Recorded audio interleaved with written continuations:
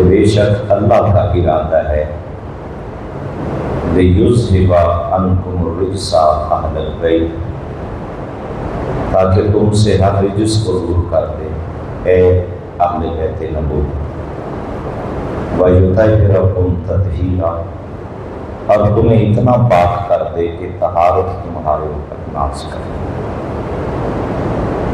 اہل سنت کی نظریہ کے مطابق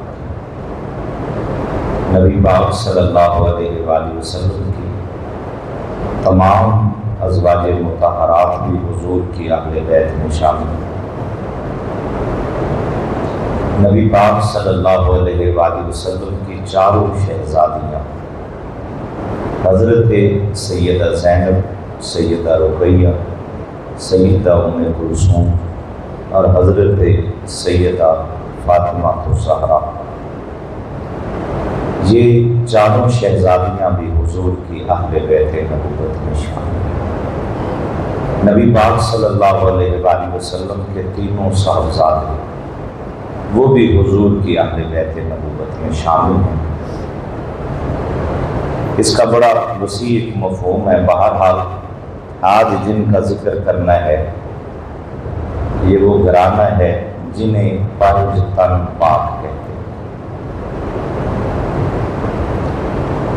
نبی پاک صلی اللہ علیہ وآلہ وسلم کے گھرانے کو اللہ نے بڑی عزتوں سے نوازا ہے، اور اللہ فرماتا ہے کہ اے پاک محبوب کے گھر والوں، میں اللہ ارادہ کر چکا ہوں کہ میں نے تمہیں پاک کر دیا۔ سوال یہ پیدا ہوتا ہے کہ حضور کا گھرانہ کب سے پاک ہے؟ کیا یہ ماں کی گود میں آ کر پاک ہوئے؟ کیا یہ سجدے کر کر کے اتنے معتبر ٹھہرے کہ اللہ نے انہیں پاک فرما دیا؟ تو جواب ہے کہ نہیں، جب سے اللہ کا ارادہ ہے تب سے میرے حضور کا گھرانہ پاک ہے۔ اللہ کا ارادہ کیا ہے؟ یہ اللہ کی ایک صفت ہے۔ جس طرح اللہ کے اسماء الحسنی جو صفاتی نام ہیں اس میں ہم پڑھتے ہیں سمیع، سب سے بڑھ کر سننے والا، تو یہ اللہ کی ایک صفت ہے۔ کب سے سننے والا ہے؟ جب سے اس کی ذات ہے تب سے ہی وہ سننے والا ہے۔ اسی طرح ہم کہتے ہیں علیم، سب کچھ جاننے والا۔ یا اللہ تو کب سے جاننے والا ہے؟ فرمایا جب سے میں اللہ ہوں تب سے ہی جاننے والا ہوں، یعنی جب سے اس کی ذات ہے تب سے ہی اس کی صفات ہے۔ ذات سے صفات جدا نہیں اور بعد میں بھی نہیں۔ جس طرح سمیع، علیم یہ ساری صفتیں اللہ کی، اسی طرح ارادہ بھی اللہ کی صفت ہے۔ تو اب مفہوم آیت کا یہ سمجھ میں آیا کہ مصطفیٰ کا گھرانہ ماں کی گود میں آ کر پاک نہیں ہوا، جب سے اللہ کا ارادہ ہے تب سے میرے حضور کا گھرانہ پاک ہے۔ اور اللہ کا ارادہ کب سے ہے؟ جب سے وہ اللہ ہے تب سے اس کا ارادہ ہے۔ تو بات سمجھ میں آ گئی کہ اہل بیت نبوت ماں کی گود میں آ کر پاک نہیں ہوئے، یہ ماں کی گود میں بعد میں آئے ہیں، اللہ نے پاک ازل سے کر دیا۔ اور یہ وہ گھرانہ ہے کہ جس کی محبت امت پر فرض قرار دی گئی۔ سورہ شورى کی آیت قُلْ لَا أَسْأَلُكُمْ عَلَيْهِ أَجْرًا إِلَّا الْمَوَدَّةَ فِي الْقُرْبَى وَمَنْ يَقْتَرِفْ حَسَنَةً نَزِدْ لَهُ فِيهَا حُسْنًا۔ اللہ فرماتا ہے میرے محبوب اعلان فرما دیجئے لا أَسْأَلُكُمْ عَلَيْهِ أَجْرًا إِلَّا الْمَوَدَّةَ فِي الْقُرْبَى، اے میری امت 63 سالہ زندگی کا کوئی صلہ تم سے نہیں مانگتا، ہاں ایک کام کرتے رہنا، میرے قرابت داروں سے عشق کرتے رہنا۔ عرض کیا گیا من قرابتک ہؤلاء الذین وجبت علینا مودتہم یا رسول اللہ، حضور یہ کون سے قریبی ہیں جن سے محبت ہم پر لازم قرار دی گئی ہے؟ میرے نبی نے فرمایا علی، فاطمہ اور حسن و حسین۔ یہ وہ ہیں جن کی محبت فرض عین قرار دی گئی ہے۔ بلکہ امام شافعی رحمۃ اللہ تعالی علیہ یہ اہل سنت کے بہت بڑے 4 امام ہیں، امام شافعی، امام احمد ابن حنبل، امام اعظم ابو حنیفہ اور امام مالک رحمہم اللہ تعالی اجمعین۔ یہ چاروں ائمہ اہل سنت کے امام ہیں۔ ان میں امام اعظم ابو حنیفہ رحمۃ اللہ علیہ فرماتے ہیں لولا السنتان لہلک النعمان، کہ اگر وہ 2 سال جو امام جعفر صادق کی خدمت میں گزرے، اگر وہ 2 سال میسر نہ ہوتے تو میں نعمان بن ثابت یعنی امام اعظم ابو حنیفہ ہلاک ہو جاتا۔ پھر آپ امام شافعی رحمۃ اللہ تعالی علیہ فرماتے ہیں کہ یا اہل بیت رسول اللہ حبکم من اللہ فرض فی القرآن انزلہ، اے اہل بیت نبوت تمہاری محبت قرآن کے اندر اللہ نے ہمارے اوپر فرض قرار دی۔ یکفیکم من عظیم الفخر انکم من لم یصلی علیکم لا صلاۃ لہ، تمہارے فخر کے لیے، تمہاری شان کے لیے، تمہاری عزت کے لیے اتنا ہی کافی ہے کہ جو تم پر نماز میں درود نہ پڑھے اللہ اس کی نماز ہی قبول نہیں فرماتا ہے۔ تو اہل بیت نبوت وہ عظیم گھرانہ ہے کہ آپ جب بھی نماز پڑھتے ہیں قیام اللہ کے لیے، رکوع اللہ کے لیے، سجدہ اللہ کے لیے، قرات تسبیحات ہر عمل اللہ کے لیے، لیکن اتحیات میں اللہ بٹھاتا ہے، پھر درود پڑھواتا ہے اللہم صلی علی محمد و علی آل محمد۔ یہ آل محمد ہی وہ ہے جن کا ذکر آج ہم کر رہے ہیں، اور یہ وہ گھرانہ ہے کہ جب تک ان پر نماز میں درود نہ پڑھا جائے کسی نمازی کی نماز اللہ قبول ہی نہیں کرتا جب تک آل محمد پر درود نہ پڑھ لیا جائے۔ یہ پاک گھرانہ اس کی عظمت بیان کرتے ہوئے حضرت سیدنا ابو ذر غفاری رضی اللہ تعالی عنہ میرے حضور کے عظیم صحابی کعبے کا دروازہ پکڑ کر اعلان فرما رہے ہیں کہ من عرفنی فقد عرفنی ومن لم یعرفنی انا اعرفہم، لوگوں جو مجھے جانتا ہے سو جانتا ہے، جو نہیں جانتا وہ جان لے، میں حضور کا صحابی ابو ذر غفاری کعبے کا دروازہ پکڑ کر اعلان کر رہا ہوں کہ میرے حضور صلی اللہ علیہ وسلم نے فرمایا مثل اہل بیتی کا مثل سفینۃ نوح، حضور فرماتے میری اہل بیت کی مثال نوح علیہ السلام کی کشتی کی طرح ہے، من راکبہا نجا ومن تخلف عنہا غرقا، جو طوفان نوح کے وقت کشتی نوح میں بیٹھ گیا وہ غرق ہونے سے بچ گیا اور اسے کنارہ مل گیا، جس طرح کشتی نوح میں بیٹھنے والوں کو کنارہ مل جاتا ہے اسی طرح کشتی آل محمد میں بیٹھنے والوں کو بھی اللہ کنارے لگا دیتا ہے۔ لیکن اس کی ہلکی سی میں سادہ سی وضاحت کرنا چاہوں گا۔ یہ روایت آپ سنتے رہتے ہیں لیکن کبھی اس بات پہ غور و فکر کرنا ہے کہ کشتی نوح میں تھا کیا کیا۔ اس میں ماننے والے، کلمہ پڑھنے والے مرد و خواتین بھی تھے، نوح نبی کی کشتی میں جانور بھی تھے، ہر چیز کا جوڑا جوڑا تھا، اور سادہ کر کے عرض کرنا چاہوں پاک جانور بھی نوح نبی کی کشتی میں تھے اور ناپاک جانور بھی نوح نبی کی کشتی میں تھے۔ پیغام اس حضور کی مبارک مثال سے پیغام جو بحیثیت طالب علم میری سمجھ میں آتا ہے کہ حضور اشارتاً پیغام دے رہے ہیں کہ اگر کوئی ناپاک بھی کشتی نوح میں بیٹھ گیا تو اسے کنارہ مل جاتا ہے، اگر حضور کا کلمہ پڑھنے والا کوئی آل محمد کی کشتی میں بیٹھ جائے تو اللہ اسے بھی کنارہ عطا فرما دیتا ہے۔ تو یہ سفینہ نوح کی مثال دے کر یہ پیغام دیا گیا کہ لوگوں دو چیزیں ہیں خطبہ حجۃ الوداع کے موقع پر جو میرے نبی نے عطا فرمائی۔ ایک فرمایا اللہ کی کتاب، اور دوسرا حضور نے فرمایا میری اہل بیت۔ حضور فرماتے ہیں ان دونوں کو ہرگز نہ چھوڑنا۔ یہ دو عظیم چیزیں اللہ کے نبی فرماتے ہیں میری امت میں تمہیں دے کے جا رہا ہوں، ان کو ہرگز نہ چھوڑنا۔ جب تک ان سے وابستہ رہو گے تم گمراہ کبھی نہیں ہو سکتے۔ سوچنے کی بات یہ ہے کہ محبت اہل بیت کا دعویٰ کرنے والے تو آپ کو ہر جگہ مل جائیں گے، لیکن میرے نبی کی حدیث کا پیغام ذہن میں رکھنا ہے۔ حضور فرماتے ہیں کہ آل اور قرآن جدا نہیں ہوں گے۔ اہل بیت کے محب لاکھوں مل جائیں گے آپ کو، لیکن محبت اہل بیت تو مل جائے گی، لیکن قرآن وہاں نہیں ملتا۔ کچھ ایسے لوگ ملیں گے جہاں قرآن مل جائے گا پر اہل بیت نہیں ملیں گے۔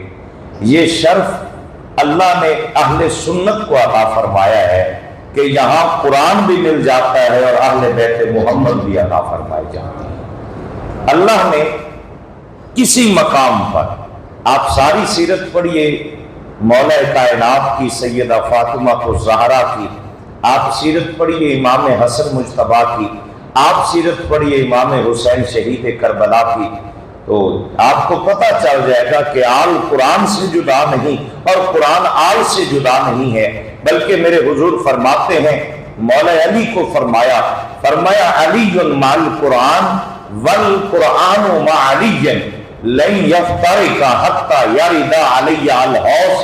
فرمایا لوگوں جہاں دیکھو گے علی قرآن کے ساتھ ہوگا، قرآن علی کے ساتھ ہوگا، قرآن علی سے جدا نہیں ہوگا، میرا علی قرآن سے جدا نہیں ہوگا۔ یہ دنیا میں بھی اکٹھے ملیں گے، حوض کوثر پر جب تم آئے گے تو قرآن اور علی تمہیں حوض کوثر پر بھی اکٹھے ملیں گے، یہ جدا کبھی نہیں ہوں گے۔ تو قرآن اور اہل بیت دونوں جہاں پہ مل جائیں وہی اصل میں محبت کا مرکز ہوتا ہے۔ میرے نبی کی آن نے یہ پیغام دیا لوگوں ہم قرآن کے ساتھ اتنے وابستہ ہیں کہ ہمارا سر کٹ کے نیزے کی نوک پر بھی چڑھ جائے ہم پھر بھی قرآن کو بلاتے کبھی نہیں ہیں، قرآن پھر بھی آل محمد کے ساتھ ساتھ نظر آئے۔ علامہ اقبال رحمۃ اللہ تعالی علیہ نے بڑے خوبصورت انداز میں فارسی کلام ہے آپ کا، آپ فرماتے ہیں میں نے قرآن پڑھا سمجھا پر کئی جگہ ایسی قرآن کی مجھے سمجھ نہیں آئی، کہتے پھر میں نے حسین کو پڑھا تو رمز قرآن از حسین آموختے۔ اقبال کہتا ہے قرآن کے کئی ایسے راز جو کئی تفسیریں پڑھ کر مجھے حاصل نہ ہو سکے، پھر جب میں نے حسین پاک کی سیرت کو پڑھا تو قرآن کے راز میرے اوپر کھلتے ہوئے دکھائی دیے، کیونکہ قرآن بتاتا ہے کہ حسین ابن علی کیا ہے اور حسین نے بتایا ہے کہ قرآن کی تفسیر کہتے کسے ہیں۔ دیکھیے نا سب نے قرآن مجید سے وفا کی ہے، لیکن جو انداز قرآن سے وفا تھا کربلا والوں نے ہمیں بتایا وہ سب سے منفرد ہے۔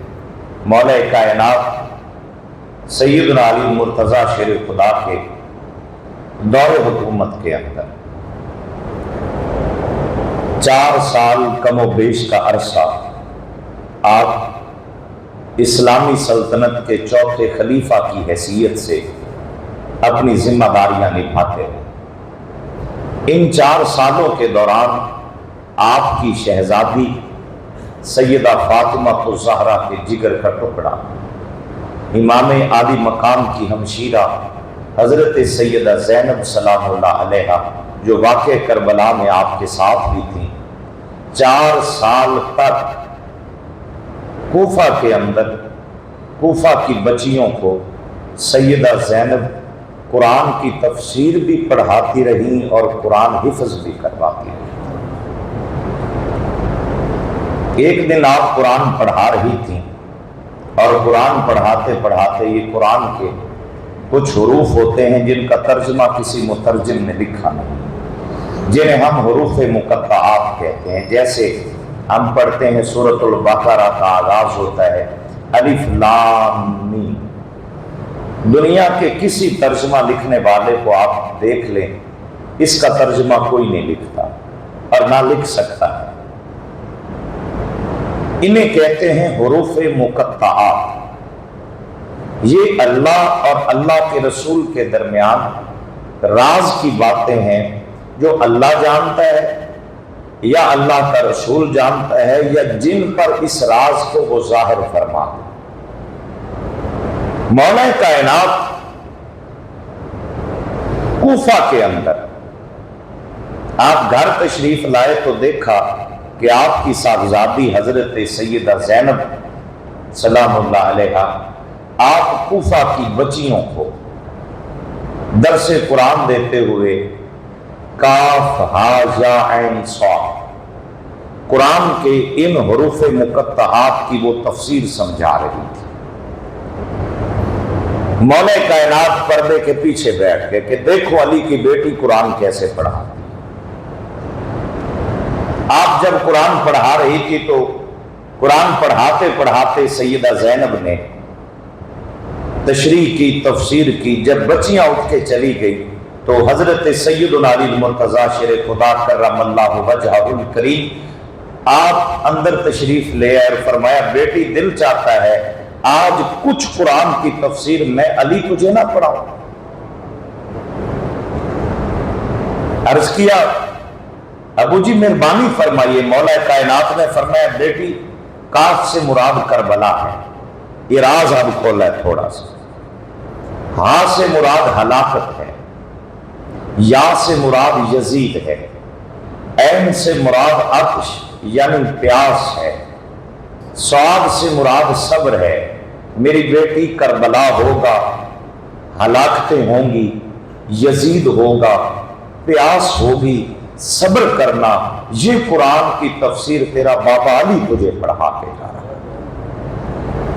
अहले बैत नबूवत वो अजीम लोग हैं, दुनिया के अंदर कोई जितना मर्जी मोतबर ठहरे, लेकिन जो सरदारियां अल्लाह ने अपने महबूब के घराने को अता फरमाई हैं और उम्र के उस हिस्से में जब इमाम हसन और इमाम हुसैन पर अभी सजदा भी फर्ज नहीं हुआ था। देखिए ना, बंदा बालिग हो जाए फिर नमाज, रोजा, हज, ज़कात फर्ज होते हैं।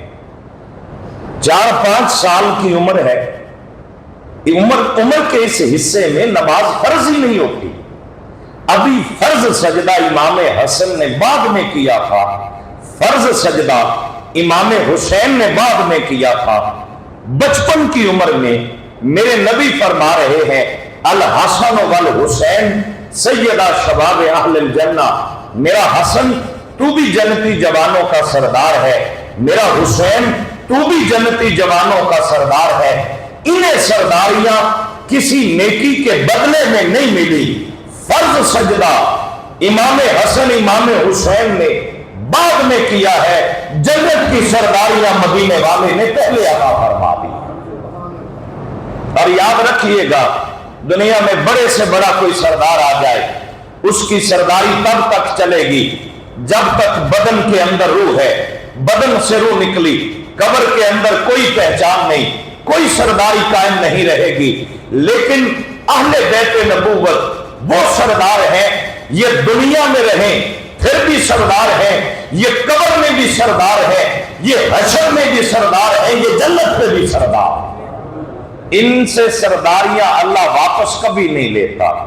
और सीधी सी बात है कि जिसकी जहां सरदारी हो उन सरदारों से बनाकर रखनी पड़ती है। अगर इरादा जन्नत में जाने का है तो जन्नती जवानों के जो सरदार हैं आज उनसे बना के रख लो। आप उनसे आज मोहब्बत करने वाले बन जाओ, आज उनके हक में बोलने वाले बन जाओ। हशर में हुसैन इब्ने अली हमारे हक में बोलेंगे। ये कोई आम लोग नहीं है। और याद रखना, ये है फितनों का दौर। यहां हुजूर की अहले बैत अतहार के बारे में बात करना भी अब जुर्म बनता जा रहा है। اور نتیجہ یہ نکل رہا ہے کہ ہم اپنے ہاتھوں سے اپنا ہی گلا گھونٹتے چلے جا رہے ہیں۔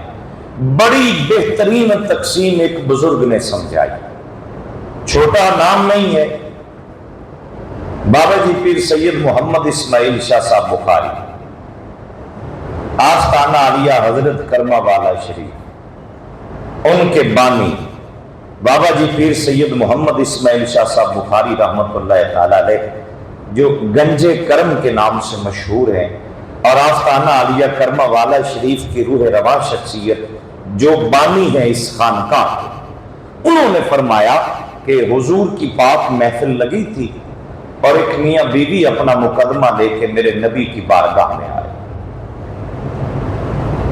گود میں چھوٹا سا بچہ ہے جو چلنے پھرنے کی عمر کو پہنچ چکا تھا۔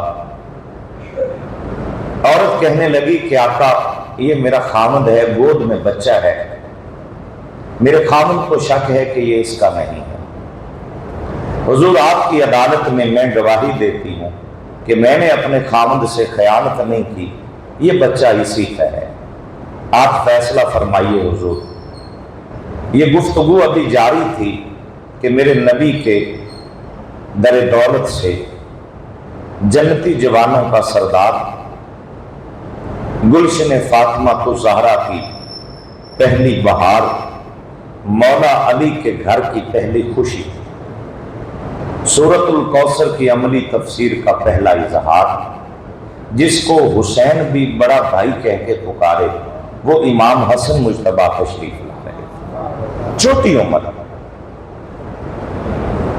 بچے نے ماں کی گود میں بیٹھے بچے نے امام حسن کو آتے ہوئے دیکھا، ماں کی گود سے اٹھا اور امام حسن مجتبیٰ کی جانب چلا۔ اس سے بڑی تقسیم کی اور فیصلہ کن بات سمجھنے سمجھانے کے لیے اس سے بڑی بات میرے پاس اور کوئی نہیں ہے۔ یہ بچہ اٹھ کے جب امام حسن مجتبیٰ کی جانب بڑھا، محبت سے سلام کیا، ہاتھ چومے اور ادب سے ہاتھ باندھ کر کھڑا ہو گیا۔ میرے نبی یہ منظر دیکھ رہے تھے اور حضور نے فرمایا اس میاں بیوی کو کہ تمہارے بچے کا فیصلہ ہو گیا ہے۔ حضور کیا فیصلہ ہوا؟ فرمایا دیکھا نہیں کہ میرے اس حسن کو آتا ہوا دیکھ کر یہ اپنی جگہ سے اٹھا، چل کے ان کی جانب گیا، میرے نواسے کو سلام کیا، ہاتھ چومے، ادب سے ہاتھ باندھ کر کھڑا ہو گیا۔ مصطفیٰ کی عدالت کا فیصلہ ہے کہ آل رسول کا حیا وہی کرتے ہیں جو حلالی ہوا کرتے ہیں۔ تو ابھی سبحان اللہ تے بھی سبحان اللہ، ماشاءاللہ بہت پہنچے ہوئے لوگ ہو تسی، تو گرمی بھی زیادہ میرے تو لگ رہی ہے، کسے گل تے تو بول پہ کرو، ایڈا مرا ہوا مجمع بھی نہیں ہونا چاہیے جڑا حضور دی آل دے نا تے نہ بول سکے، محبت سے کہو سبحان اللہ۔ تھوڑا سا زندہ ہونے کا ثبوت دیا کیجئے، مجھے آئیڈیا ہوتا رہے کہ میں قبرستان میں گفتگو نہیں کر رہا، میں زندہ لوگوں سے مخاطب ہوں۔ اہل بیت نبوت کا یہ پیغام محبت برے انداز میں، اس لیے میں عرض کر رہا ہوں کہ کچھ چیزیں آپ اپنے پلے باندھتے جائیں۔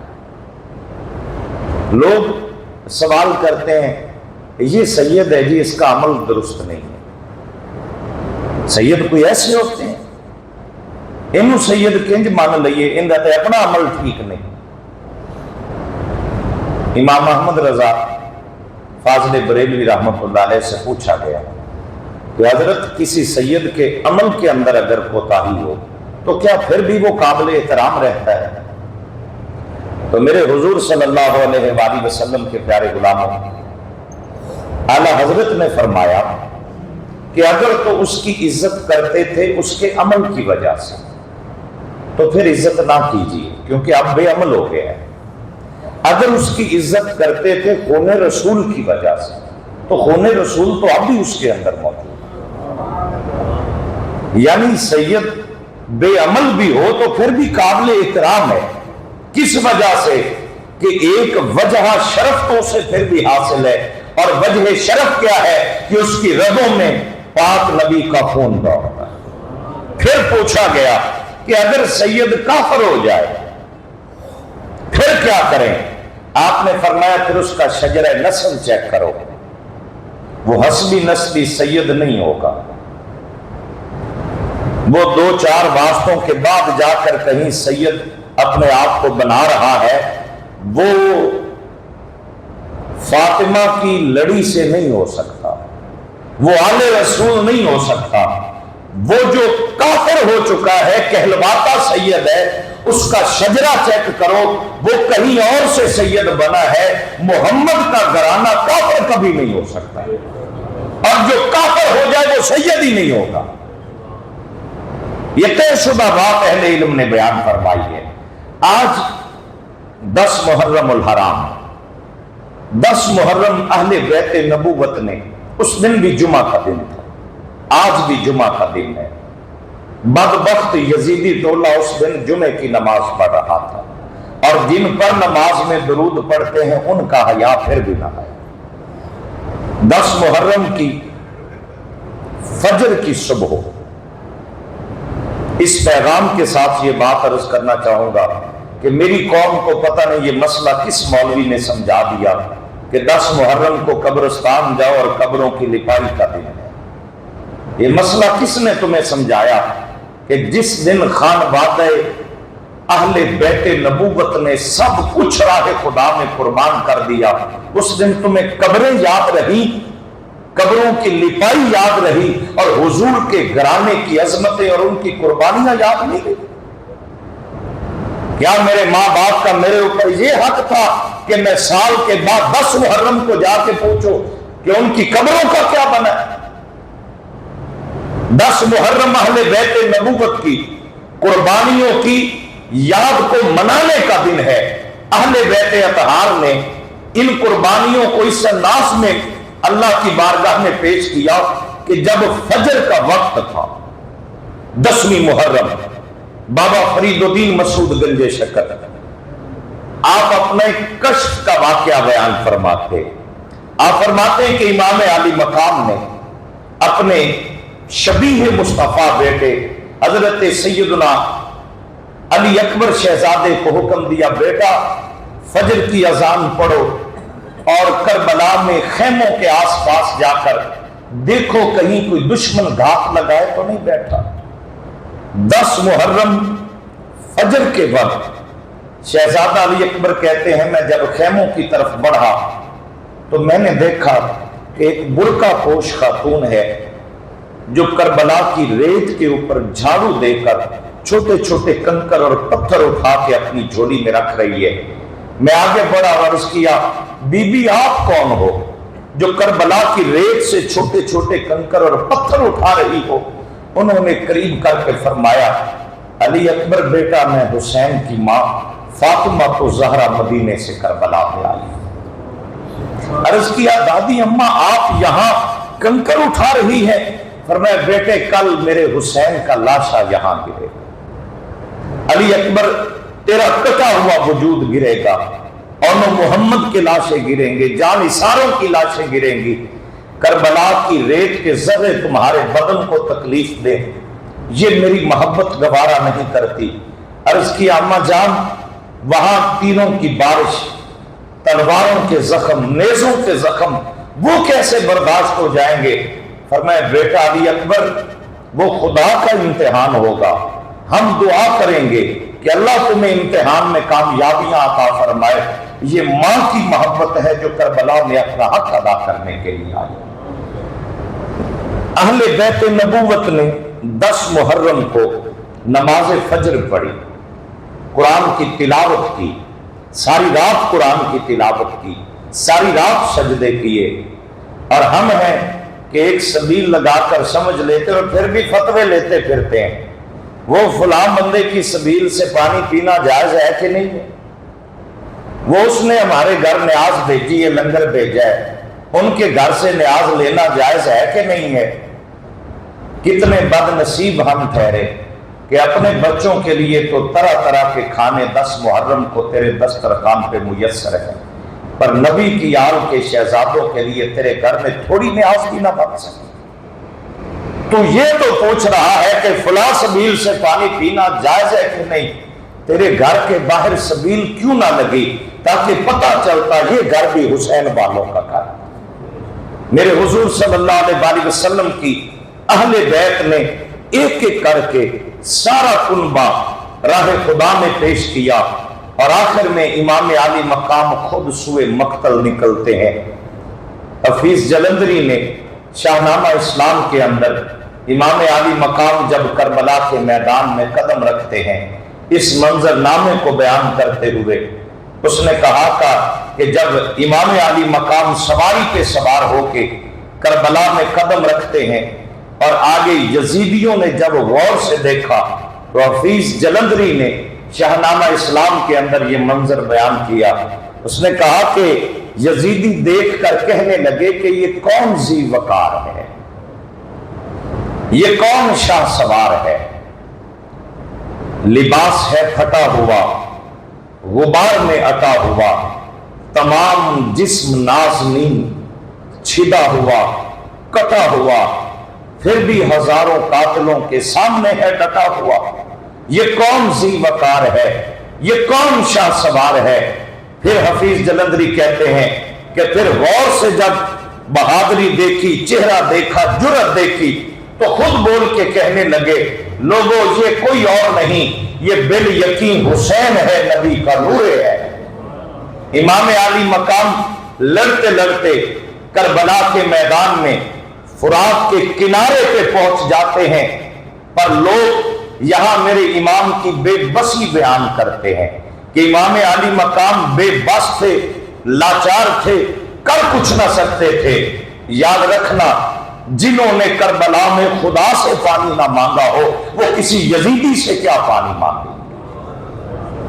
یہ صبر و رضا کا پیکر گھرانہ تھا، یہ وہ لوگ تھے جنہوں نے صبر کا مظاہرہ کیا، استقامت کا مظاہرہ کیا، اللہ کی رضا پہ راضی رہے۔ جوان سالہ شہزادہ علی اکبر زخمی ہو کے جب باپ کی گود میں سر رکھتا ہے تو شہزادہ علی اکبر نے کہا، ابا جی ایک گھونٹ پانی مل جائے، تو امام علی مقام نے وہاں بھی کہا، علی اکبر ادھر فرات کا پانی ہے، جدھر یزیدیوں کا پہرا ہے، ادھر حوض کوثر کا جام لیے نانا محمد مصطفیٰ کھڑے ہیں، تو بتا کہاں سے پانی پیے گا۔ تو شہزادہ علی اکبر نے کہا، ابو جان فرات کا پانی میں کیوں پیوں، ادھر شہادت ہوگی، ادھر نانا حوض کوثر کا جام مجھے پلا دیں گے۔ اس مقام کے اوپر تاریخ بتاتی ہے کہ ایک جن آپ کی خدمت میں آیا، وہ آ کے کہنے لگا انسانی شکل میں طاقتور بڑا ہوں، میں دریائے فرات کے کناروں کو کندھا لگاؤں تو آپ کے خیموں کی جانب موڑ دوں گا۔ امام علی مقام نے کربلا کی ریت پہ کھڑے ہو کر فرمایا، آپ نے فرمایا تو کون ہے جو ہمیں اپنی طاقت دکھانے آیا؟ ہم کوئی لاوارث کھڑے ہیں، ہم کوئی مجبور اور بے بس کھڑے ہیں، کون ہے تو؟ اس نے کہا جی کلمہ پڑا ہے تمہارے نانا کا، عمر لمبی ملی ہے، قدموں میں آ گیا ہوں کہ اگر میرا حسین اشارہ کرے تو فرات کے دریا کے کنارے خیموں کی جانب موڑ دو اور آپ پانی پی لیں۔ امام علی مقام نے بڑے صبر و رضا کا پیکر بن کر فرمایا، تو نوکر ہو کر اگر طاقت دکھا سکتا ہے تو سن، حسین بھی کوئی لاوارث نہیں کھڑا، بے اختیار نہیں کھڑا، تو فرات کے دریا کو کندھا لگائے تو کنارے خیموں کی جانب موڑ سکتا ہے، حسین ایڑی مارے تو کربلا کی ریت سے حوض کوثر کے چشمے جاری کر سکتا ہے۔ پر طاقت ہندیا زور نہ لایا، بیٹھے من رضائی، دنیا اتوں پیاسے ٹر گئے، دین دنی دے شاہد۔ یہ وہ لوگ ہیں جنہوں نے پیغام دیا کہ لوگوں، وہ حضرت ادیب رائے پوری نے لکھا تھا جب سارے شہداء کے لاشیں پڑے تھے، ادیب رائے پوری نے کہا کہ آیا نہ ہوگا اس طرح حسن و شباب ریت پر، گلشن زہرا کے تھے سارے گلاب ریت پر، اور کہا کہ پیاسا حسین کو کہوں اتنا تو بے ادب نہیں، لم سے لبے حسین کو ترسا ہے آب ریت پر۔ میرے حسین پاک نے کربلا میں قربانی دے کے یہ پیغام دنیا کو دیا، وقت آخر بدن سے روح نکل رہی ہے، زخمی بدن ہے۔ میرے آقا کی آل کے غلاموں اور حضور کی آل سے پیار کرنے والوں، 3 دن کی پیاس تو ہمیں یاد رہی اور پوری گلیاں سڑکیں سبیلوں سے بھر گئی، پر حسین کا سجدہ کس نے یاد رکھنا تھا؟ یہ وہ سجدہ ہے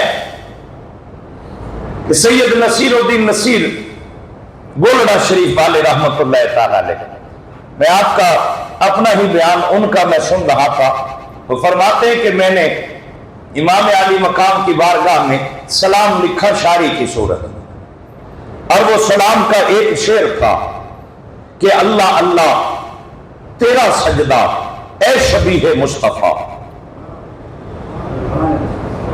اللہ اللہ تیرا سجدہ اے شبیہ مصطفیٰ، جیسے خود ذات پیغمبر ہو بہو سجدے میں ہو۔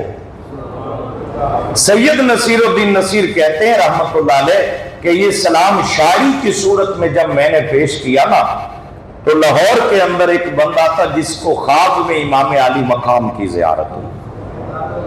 کہتے ہیں اس نے ٹیلی فون کے ذریعے پھر مجھے بتایا کہ خواب میں مجھے امام علی مقام کی زیارت ہوئی، اور اس سال جتنے لوگوں نے سلام لکھے تھے وہ سارے کاغذوں کا ڈھیر امام علی مقام کے سامنے لگا ہوا ہے۔ ایک ایک کر کے آپ دیکھتے ہیں، ورق پلٹتے ہیں، رکھ دیتے ہیں، پھر ایک پرچی اٹھائی جس کے اوپر سید نصیر الدین نصیر کا لکھا ہوا سلام، اور اس کا یہ شعر تھا جو میں نے عرض کیا کہ اللہ اللہ تیرا سجدہ اے شبیہ مصطفیٰ، جیسے خود ذات پیغمبر ہو بہو سجدے میں ہو۔ وہ خواب دیکھنے والا کہتا ہے کہ میں آگے بڑھا، میں نے قدموں کا بوسہ لیا اور عرض کیا حضور یہ کون خوش نصیب ہے جس کا لکھا ہوا سلام امام علی مقام آپ اتنی محبت سے پڑھ رہے ہیں؟ تو کہتے ہیں دوسرا مصرع امام علی مقام نے خود دہرایا، جیسے خود ذات پیغمبر ہو بہو سجدے میں ہو، اور ساتھ ہی امام علی مقام کی آنکھوں سے آنسو گر رہے تھے۔ گرتے ہوئے آنسوؤں سے مولا حسین نے فرمایا اے ہمارے عاشق نصیر الدین کو ہمارا سلام کہنا، اور انہیں کہنا تیرا سلام حسین پاک نے قبول فرما لیا۔ یہ وہ گھرانہ ہے جس گھرانے نے سب کچھ راہ خدا میں دیا۔ میں کیونکہ وقت میں گنجائش نہیں ہے، سارا گھرانہ جب راہ خدا میں قربان ہو گیا، رات کا وقت ہے اور میرے پاک رسول کے خانوادہ عالی مقام کی وہ عظیم شہزادی جسے سیدہ زینب کبریٰ کہا جاتا ہے، دیکھیے نا خدا نہ کرے کہ ہمارے گھر میں کسی ماں کے سامنے اس کے 2 بیٹے کٹ کے پڑے ہوں، خدا نہ کرے کہ گھر ہمارا ہو اور ہمارے گھر کے سامنے کسی ماں کے 2 جگر کے ٹکڑے کٹ کے پڑے ہوں۔ سیدہ زینب تیرے صبر کو سلام، اے ماں تیرے حوصلوں کو سلام کہ 2 بیٹے کٹ کے خیمے کے باہر پڑے ہوں۔ حسین پاک جیسا بھائی شہید ہو کے سامنے پڑا ہو، جسم ریت اور خون میں لت پت ہو، سر اتار کے نیزے پہ چڑھایا جا چکا ہو، کوئی پھر بھی رات کو کھڑی ہو کے ان شہیدوں کے لاشوں کے گرد پہرا دے، یہ حوصلہ میرے نبی کے گھرانے کا حوصلہ۔ مدینہ طیبہ کی جانب چہرہ کر کے عرض کرتی ہیں نانا مشکل گھڑی ہے، اکیلی زینب ہے، ایک رحمت کی نظر کرنا مجھے حوصلہ مل جائے گا۔ آپ فرماتی ادھر میں نے عرض کیا تو پھر میں نے دیکھا کہ مدینہ طیبہ سے کوئی مسافر چلتا ہوا میرے قریب آیا، میں نے آگے ٹوٹی ہوئی تلوار کو کر کے روکا کہ آگے مت بڑھنا، پہلے ظلم کیا کم ہو چکے ہیں، کیا اب تم بھی گھوڑے دوڑانے کے لیے آ گئے ہو؟ وہ ہستی نیچے اتری اور قریب آ کر فرمایا بیٹی زینب میں کوئی اور نہیں، میں تیرا نانا محمد مصطفیٰ مدینے سے کربلا میں آیا۔ سیدہ زینب لپٹ کے روتی ہیں، آقا کریم صلی اللہ علیہ وآلہ وسلم سے عرض کرتی ہیں نانا صبح سے شام ہو گئی، नाना देखो ना, वो हुसैन जो आपके कंधों पे खेला करता था आज करबला की रेत पे पड़ा है। ए नाना, वो जो आपकी उंगली पकड़ के चलता था आज देखो कैसे पड़ा है। ए नाना, सुबह से शाम हो गई, ना आप आए, ना बाबा अली आया, ना माँ फातिमा आई, सारा कुनबा राह खुदा में पेश कर दिया। मेरे नबी ने फरमाया, ए मेरी बेटी, सुबह से शाम तक मैं भी करबला में था। हजरत अब्दुल्ला इब्ने अब्बास की रिवायत, हजरत उम्मे सलमा की रिवायत, लेकिन वो इबारतें पढ़ने का वक्त नहीं है। पर मैं बेटी, मैं भी करबला में था, तेरा बाबा अली भी करबला में था, तेरी माँ फातिमा भी करबला में थी, नाना फिर आगे क्यों नहीं आए? पर मैं बेटी ज़ैनब, हम देख रहे थे खुदा इम्तिहान लेता किस तरह है, हुसैन इम्तिहान लेता किस तरह। कहा बेटी ज़ैनब, हमने देखा कि हुसैन इम्तिहान में कामयाब हुआ। 10वीं मुहर्रम गैर मुस्लिमों का खिराज अकीदत, वो शायर ने कहा था, इंसान को बेदार तो हो लेने दो, हर कौम पुकारेगी हमारे है हुसैन। 10 मुहर्रम बाबा गुरु नानक ने अपने चेलों को बुलाया और बुला के कहने लगा, आज कौन सा दिन है? उन्होंने कहा कि 10 मुहर्रम है। कहा चल फिर हुसैन की न्याज बना। चेला कहने लगा बाबा गुरु नानक से कि बाबा जी, हुसैन मुसलमानों का गुरु है, हम न्याज क्यों बनाए? गुरु नानक ने कहा, हुसैन सिर्फ मुसलमानों का गुरु नहीं, हर बाज़मीर का गुरु हुसैन इब्ने अली है। उसने कहा कि ये ज़मीर क्या होता है? गुरु नानक ने कहा, उठ और अपनी बहन से शादी कर। चेला कहने लगा कि मेरा ज़मीर इजाजत नहीं देता, बहन से शादी करो। गुरु नानक ने कहा, इसी ज़मीर का नाम तो हुसैन इब्ने अली है, जो हलाल और हराम की तमीज तेरे वजूद में पैदा किए रखे। समझ लेना, तेरे ज़मीर पे पहरा भी हुसैन इब्ने अली का है। ये साउथ अफ्रीका के अंदर बहुत बड़ा एक इनकलाबी बंदा गुजरा है जिसका नाम था नेल्सन मंडेला। बड़ी लंबी कैद अपनी कौम के लिए उसने काटी और फिर इनकलाबी लीडर बन के उभरा। वो बाहर आया, लोगों ने पूछा, इतनी बड़ी कैद, कई बार तेरा हौसला टूटा होगा? तो नेल्सन मंडेला ने कहा, हाँ कई बार हौसला टूटता था, पर एक जात की सीरत पड़ी जो टूटे हुए इरादों को फिर से मुजतमे कर देती थी। कहा वो कौन था? कहा उसे हुसैन इब्ने अली कहते। मैं उसकी सीरत को जेल में पढ़ता था, गैर मुस्लिम होकर मैं इस नतीजे पे पहुंचा कि सुनो, अगर तुम हक पर हो डट जाओ, कट कर नेज़े पे भी चढ़ जाओगे तो फिर भी जिंदाबाद रहोगे। वो मिट जाते हैं जो हुसैन के मुकाबले में आते हैं, और वो जिंदाबाद रहते हैं जो हुसैन की गुलामी में रहते हैं। ख्वाजा गरीब नवाज ने कहा था, शाहस्त हुसैन, बादशाहस्त हुसैन, दीनस्त हुसैन, दीने तनास्त हुसैन, सरदार नदाद दस्त दर दस्त यजीद, हक्का के बिनाए ला इलाहा अस्त हुसैन। गरीब नवाज ने कहा, लोगों, शाह भी हुसैन है, बादशाह भी हुसैन है। हजरत दोनों का एक मतलब है। फरमाया नहीं, जो सरों पे हुक्मरानी करे उसे बादशाह कहते हैं, जो दिलों पे राज करे उसे शाह कहते हैं। गरीब नवाज ने कहा, लोगों, सरों का राजा भी हुसैन इब्ने अली है, दिलों का राजा भी हुसैन इब्ने अली है।